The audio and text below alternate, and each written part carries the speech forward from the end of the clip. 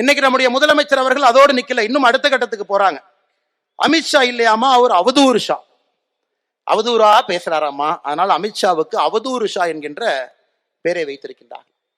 ஐயா முதலமைச்சர் அவர்களே, ரொம்ப பொறுப்போடு பணிவோடு கண்ணியத்தோடு நான் கேட்கின்றேன், முட்டாள்தனமாக ஆட்சி நடத்துவதற்காக முட்டாள் மு க ஸ்டாலின் என்று சொல்லலாமா? சொல்வதற்கு என்ன ஒரு நிமிஷம் ஆகலாமா? ஆனால் நாவடக்கம் திராவிட முன்னேற்ற கழகத்தினுடைய அமைச்சர்களுக்கு மட்டுமல்ல, முதலமைச்சருக்கும் நாவடக்கம் வேண்டும். திரும்ப பேசுறதுக்கு எங்களுக்கு என்ன ஒரு நிமிஷம் ஆகுமாங்க ஐயா? அதெல்லாம் உங்களை பார்த்து எப்பவுமே நாங்க பயப்பட்டது கிடையாது, எப்பவும் பயப்பட போறதும் கிடையாது. திரும்ப எங்களுக்கும் அதே பாணியில அதே மொழியில எங்களுக்கும் பதில் சொல்ல தெரியும். அதனால முதலமைச்சராக இருக்கட்டும், அவருடைய மகனாக இருக்கட்டும், மரியாதை கொடுத்த தமிழக அரசியல்ல மரியாதை வாங்கி கொள்ளுங்க.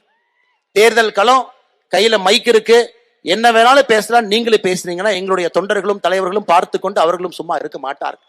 அதனால ஒரு தலைவரின் மீது குற்றச்சாட்டு இருக்கா சொல்லுங்க, ஏத்துக்கிறோம். குற்றச்சாட்டு இருக்கா சொல்லுங்க.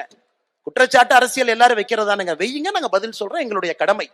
அதற்காக தயவு செய்து ஒரு பணியில பொறுப்புல இருக்கிறவங்களை கொச்சைப்படுத்தி பேசுவதை நம்முடைய முதலமைச்சர் அவர்களே அவருடைய பொறுப்புல செய்யும் பொழுது அவருக்கு கீழே இருக்கக்கூடிய அமைச்சர் பெருமக்கள் எல்லோரும் இதை தங்களுடைய கடமையாக செய்து கொண்டிருக்கின்றார்கள். அதையும் கூட இந்த நேரத்தில் கடுமையாக கண்டிக்க வேண்டிய ஒரு பொறுப்பும் வேலையும் நம்முடைய வேலையாக இருக்கிறது. அன்பு சொந்தங்களே.